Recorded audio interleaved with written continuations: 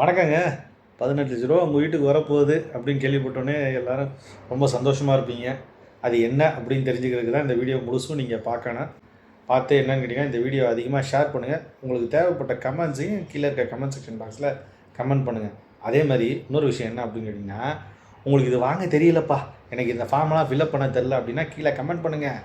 நான் உங்களுக்கு ஹெல்ப் பண்ணுறேன். வேறு என்ன வேலை பார்க்குறது? உங்களுக்கு சேவை செய்கிறதோட உங்களுக்கு பேச்சோடு நிப்பாட்டிட்டா ஓகேயா? நீங்கள் கீழே கமெண்ட் பண்ணுங்கள். எனக்கு தெரிலப்பா எப்படி பண்ணுறது அப்படிங்கிறதுனா கீழே கமெண்ட் பண்ணுங்கள். ஒவ்வொருத்தங்களும் தனித்தனியாக நான் உங்களுக்கு ஹெல்ப் பண்ணுறேங்க. ஓகேயா? நீங்களும் பண்ணிக்கலாம். நீங்கள் பண்ணலைனாலும் நான் உங்களுக்கு எப்படி பண்ணலாம், என்ன பண்ணலாம் அப்படிங்கிற கிளியர் டீட்டெயில்ஸ் கொடுக்குறேன். ஓகேயா? ரொம்ப சிம்பிளுங்க. இப்போ இது என்னன்னு கேட்டிங்கன்னா, ஒவ்வொரு வருஷமும் வந்து 5,00,000 நம்மளோட ஒரு கார்டுக்கு வந்து கொடுத்துருவாங்க. என்ன கார்டு? ஆயுஷ்மான் பாரத் திட்டம் அப்படிங்கிற கார்டுக்கு வந்து பிரதம மந்திரி மோடிஜி வந்து ஒரு ஸ்கீமை போட்டிருக்காங்க. இது மூலிமா நம்ம எல்லாருக்கும் 144 கோடி மக்கள் இருக்காங்க பார்த்துருக்கீங்களா, எல்லாத்துக்குமே உண்டுங்க.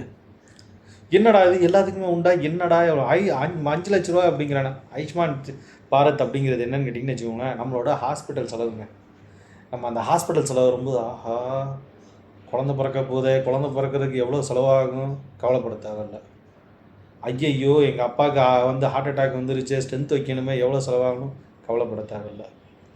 நீரிழிவு நோய், இந்த டயபெட்டிக்ஸ் இதெல்லாம் வந்துருச்சு, இதை கொண்டு போய்ட்டு என்னன்னா எப்போ பார்த்தாலும் டயபெட்டிஷன் சென்டரில் போய்ட்டு ரீஹாபிலிட்டேஷன் பண்ணணுமே, அது கேட்டால் 30,000 40,000 போகுமே, கவலைப்பட தேவையில்ல. எல்லாம் சிறு சிறு வியாதிகளுக்கு சிறு சிறு வியாதிகளாக இருக்குப்பா, இந்த வியாதிக்கெலாம் போயிட்டு நான் செலவு பண்ணிகிட்டு இருக்கேனே, நான் சம்பாதிக்கிறதே அப்படியே செலவுக்கே போயிடுதுப்பா, என் குடும்பத்தை என்ன பார்த்து கவலையே பட தேவையில்லை. எல்லாத்தையும் என்னென்னு கேட்டிங்கன்னா, நம்ம பிரதம மந்திரி மோடிஜி மூலிமா இந்த ஆயுஷ்மான் பாரத் திட்டத்து மூலிமா உங்களுக்கு பண்ணுறாங்க. இதுக்கு ஃபஸ்ட்டு எலிஜிபிலிட்டி அப்படின்னு சொல்லி யார் கொடுக்குறாங்க அப்படின்னா, எஸ்சிசிசி 2011 அந்த செக்ஷன் படி வரவங்க அத்தனை பேருக்கு, அந்த செக்டர் படி இருக்க அத்தனை பேருக்கு இந்த எலிஜிபிலிட்டி வந்து உண்டு. டேய் அப்போ மற்றவங்களுக்கு கிடையாதா? அது யார் யாருக்கு உண்டு அப்படிங்கிறத என்ன பண்ணலான்னு கேட்டிங்கன்னா, pygoev.in இந்த வெப்சைட்டில் போய்ட்டு உங்கள் ஃபோன் நம்பரை போட்டு ஓடிபி ஒன்று வரும், ஐ எம் எலிஜிபிள் இந்த வெப்சைட்டுக்குள்ளே போனோம்னா ஐ எம் எலிஜிபிள் அப்படின்னு சொல்லி கேட்கும். அதில் போய்ட்டு உங்கள் ஃபோன் நம்பரை போட்டுட்டு ஓடிபி ஒன்று வரும். அதில் வந்து நீங்கள் கிளிக் பண்ணிங்கன்னா நீங்கள் யார் எலிஜிபிளாக நாட் அப்படிங்கிறது வந்துடும். ரொம்ப சிம்பிளான விஷயம். இதுவும் எனக்கு பண்ண தரலையா அப்படின்னு சொன்னிங்கன்னா நீங்கள் என்ன பண்ணுங்கன்னு கேட்டிங்கன்னா, பக்கத்தில் இதுக்குன்னே வந்து ஆதார் சென்டர் அப்படின்னு சொல்லிட்டு ஒன்று வச்சுருப்பாங்க.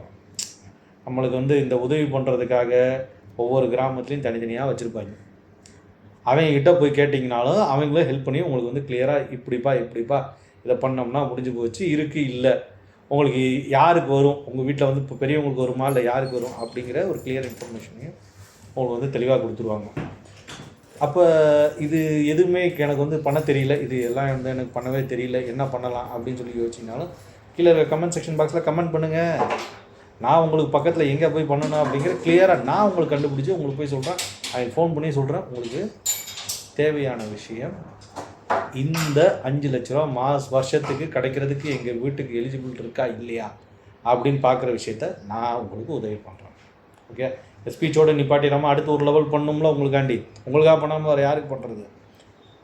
இப்போ இந்த இதில் வந்து யார் என்னென்ன வியாதிக்கு எல்லாத்துக்கும் வந்து எலிஜிபிள் இருக்குது அப்படிங்கிறதெல்லாம் நான் வந்து சொல்லிட்டேன். புரியுங்களா? இதில் இந்த இது என்னது கவர்மெண்ட் இது பிஒய் கவர்மெண்ட் இன்னில் போய்ட்டு செக் பண்ணலாம் அப்படிங்கிறத நான் சொல்லிட்டேன். இதில் முக்கியமாக யார் யாருக்கு வந்து இந்த ஸ்கீம் முதல்ல இம்பார்ட்டண்ட் அப்படிங்கிறத இந்த வீடியோவை பார்த்துட்டு இருக்கவங்க நீங்கள் இவங்கள்கிட்டே போய் கொடுக்கணும். ஏன்னா உங்களுக்கு சில இடத்துல வசதி இருக்கலாம், கம்பெனியில் கூட இன்சூரன்ஸ் இருக்கலாம், கம்பெனியில் இன்சூரன்ஸ் இருக்குங்க, அதனால் உங்களுக்கு இது தேவையும் கிடையாது. அப்போ யார் யாருக்கு கொடுக்கணும், யார் யாருக்கு இந்த வீடியோவை சேர்க்கணும் அப்படின்னு சொல்லி பார்த்தீங்கன்னா, விவசாயி, நம்ம சோறு திங்கிறோம் பாருங்கள், நம்ம என்ன தான் வேலை பார்த்தாலும் என்னென்ன சோத்தில் கை வைக்கும்போது விவசாயியோட ஞாபகம் வரணும். விவசாயி வீட்டில் வந்து நம்மளுக்காக உதவி பண்ணுறாங்க பாருங்களா, அந்த உதவி பண்ணுறவங்க, அவங்க வந்து என்ன வேலை பார்க்குறாங்க, வேலைக்காரிங்க, ஹவுஸ்மேட் அப்படின்லாம் சொல்லிகிட்டு இருக்காங்க, அந்த உதவி பண்ணுறாங்க பாருங்கள், அவங்களுக்கு இதெல்லாம் கொடுத்தீங்க அப்படின்னு சொன்னால் அவங்க வீட்டில் இருக்கவங்க வந்து கொஞ்சம் நல்லா இருப்பாங்க. அவங்களுக்கு அடிப்படை தொழிலாளிகள் போய்ட்டு தினக்கூலிக்கு வேலை பார்க்குறாங்க பார்த்துருக்கீங்களா, இந்த பைக் ஓட்டி நம்மளுக்குலாம் சாப்பாடு கொடுத்துட்ருக்காங்க, இவங்களுக்குலாம் இந்த வீடியோவை ஷேர் பண்ணுங்கள். இவங்களுக்குலாம் இது வந்து ரொம்ப இம்பார்ட்டன்ட். எல்லாருக்கும் இது வந்து கிடைக்காமலாம் இருக்காது.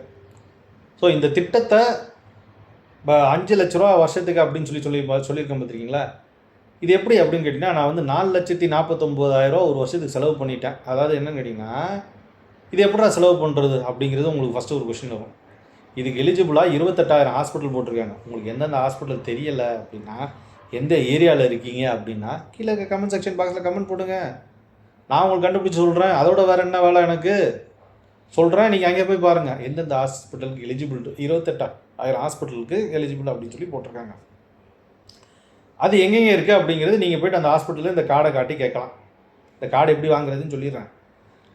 அப்போ இந்த கார்டை காட்டி இந்த கார்டை காட்டி நீங்கள் இந்த ஹாஸ்பிட்டல் இது எலிஜிபிளாக இல்லையா, கவர்மெண்ட் ஹாஸ்பிட்டலில் கண்டிப்பாக எலிஜிபிள். இது இல்லாமல் முக்கியமாக இருக்க எல்லா ப்ரைவேட் ஹாஸ்பிட்டல்லையும் இல்லை 5 ஸ்டார் ஹாஸ்பிட்டலில் கூட இது எலிஜிபிளாக வச்சுருக்காங்க. எல்லாம் சரிசமமாக பார்க்குறேன்னு பேசிக்கிட்டு இருந்தால் பார்த்தா செயல்படுத்தணும் பாருங்கள்.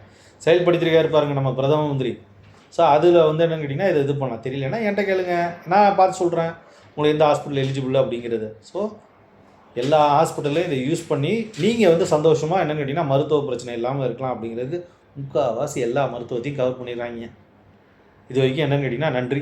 4,49,000 இந்த வருஷம் செலவழிச்சிட்டேன்ப்பா, அடுத்த வருஷம் கிடையாது அப்படின்னு சொல்லி வச்சிங்கன்னா கிடையாது. அடுத்த வருஷம் அது ரீஸ்டார்ட் ஆகிரும். எப்படி அடுத்த வருஷம் அது ரீஸ்டார்ட் ஆகி மறுபடியும் 5 லட்ச ரூபாய்க்கு வந்துடும். அப்போ என்ன ஆகுது, உங்கள் வீட்டில் இருக்க அத்தனை பேரும் உங்கள் வீட்டில் வந்து மொத்தமாக இவ்வளோ 2 லட்ச ரூபாய் 2,50,000 இல்லை ஒரு மீட்டர் சம்பாதிக்கிறாங்கன்னு சொன்னால் அவங்க சம்பாதிக்கிறதே 2,50,000 தான். ஆனால் என்னென்னு கேட்டிங்கன்னா 5 லட்ச ரூபாய்க்கு நம்ம சொல்லுவோம் பாருங்கள், 1000 ரூபா கொடுத்துட்டாரு 1000 ரூபாய்க்கு நான் வந்து மெடிக்கல் செலவு பண்ணேன், 1000 ரூபாய்க்கு நான் இதை செலவு பண்ணேன். உங்களுக்கு 5 லட்ச ரூபாய்க்கு மெடிக்கலே இருக்குது பாருங்கள். நீங்கள் சம்பாதிக்கிறதுக்கு 2 மடங்கு அதிகமாக மெடிக்கல் செலவே நீங்கள் பண்ணிக்கலாம் அப்படின்னு சொல்லி அரசாங்கம் கொடுத்துருக்கு பாருங்கள்.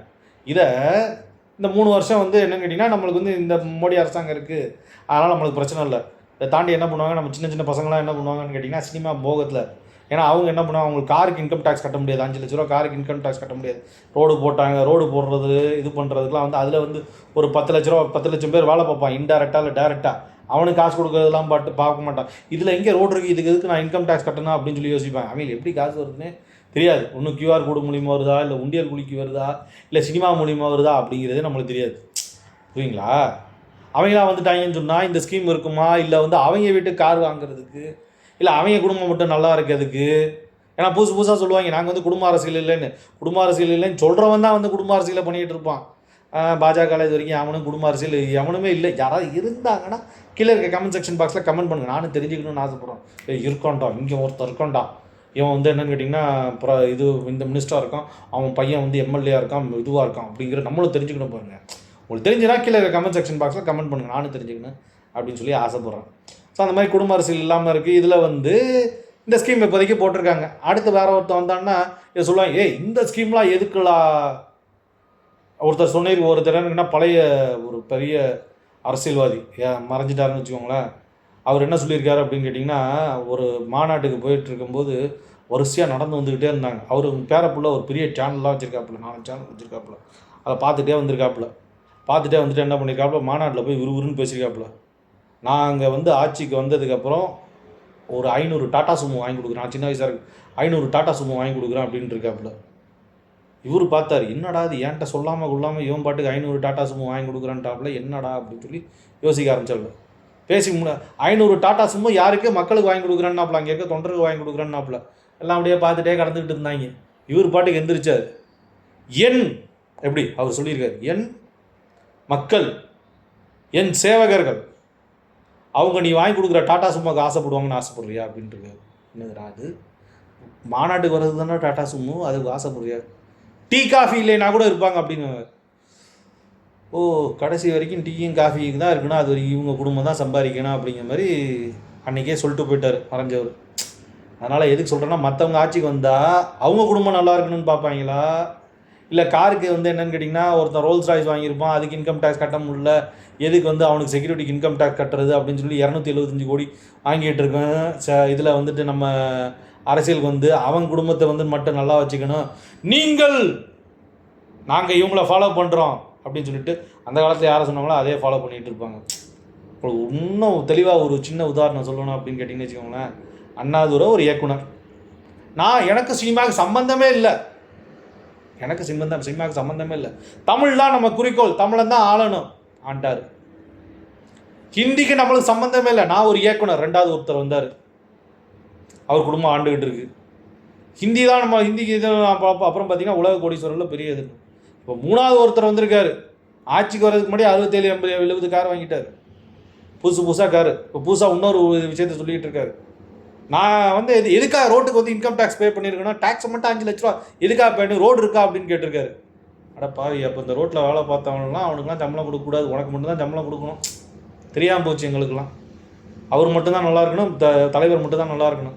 இன்னொருத்தர் வந்திருக்காரு 275 கோடி ஒரு படம் 2 வாட்டி நடித்தா 500 கோடி, அதை விட்டுட்டு நான் அவங்களுக்கு வந்திருக்கேன். அப்போ அந்த பணத்தை வச்சு என்ன பண்ணேன், ஃபோர்டு கம்பெனி வந்து விற்றாங்க, விற்கும் போது 500 கோடிக்கு தான் விற்றாங்க. இது என்னடா அது சினிமாவில் நடிக்கிறவன் கேஷுவலாக 500 கோடி சம்பாதிக்கிறான், அதை விட்டு தான் வந்தேன்ங்கிறாங்க. நம்மளாம் அவங்கள தான் நம்பணும், இது இளைஞர்கள் அவங்களுக்கு தான் நம்பணும். அவங்களுக்கு நீங்கள் இந்த விஷயத்தை கொஞ்சம் தெளிவாக சொல்லி, அப்பா சாமி நீ அவங்கள நம்பாமல் போ. நம்ம வீட்டுக்கு 5 லட்ச ரூபாய்க்கு வருஷத்துக்கு வயசாகி போச்சு. எப்படி வயசாகி போச்சு, நம்ம வீட்டுக்கு 5 லட்சம் வயசாகி போச்சு, மருத்துவத்துக்கு போகணும் இல்லை இதுக்கு போகணும் அப்படின்னா வந்து செலவாகும்.